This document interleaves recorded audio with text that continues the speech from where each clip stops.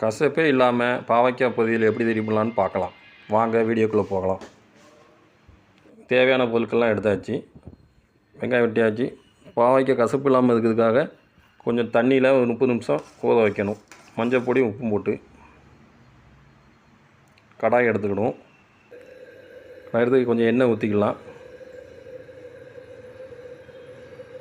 எண்ணெய் விட்டதுக்கப்புறம் எண்ணெய் சூடான உடனே கடுகு உளுந்தம் பருப்பு போடலாம். வெங்காயத்தை எடுத்து வெங்காயம் போடலாம்.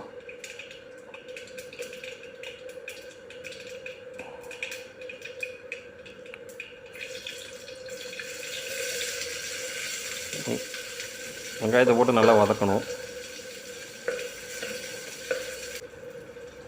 வெங்காயம் நல்லா வதங்கிக்கிட்டு இருக்கு. பாவைக்காய் சேர்க்கலாம்.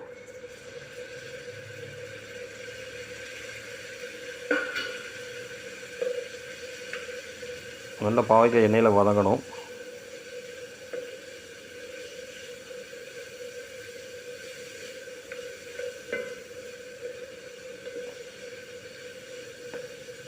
வதங்கினோடனே இதுக்கு தேவையான மஞ்சள் பொடி, கொஞ்சம் சாம்பார் பொடி, உப்பு சேர்க்கணும். வத்தப்பொடியும் சேர்க்கணும்.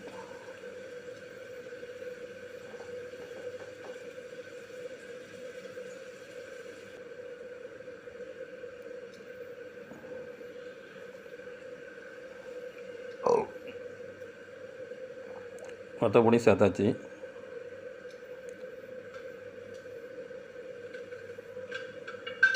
நல்லா கிளறி விட்டுடலாம்.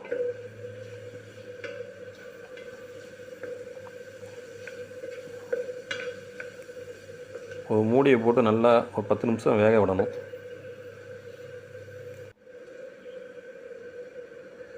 உப்பு சேர்த்தாச்சு.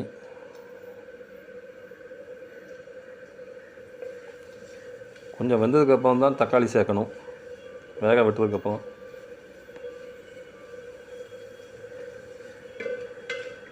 தக்காளி எடுங்க.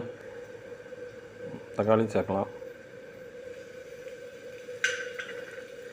நல்லா வதக்கணும்.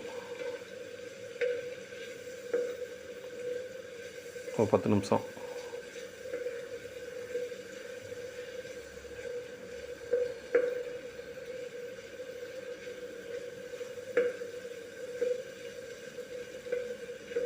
மூடி போட்டு வச்சுக்குவோம்.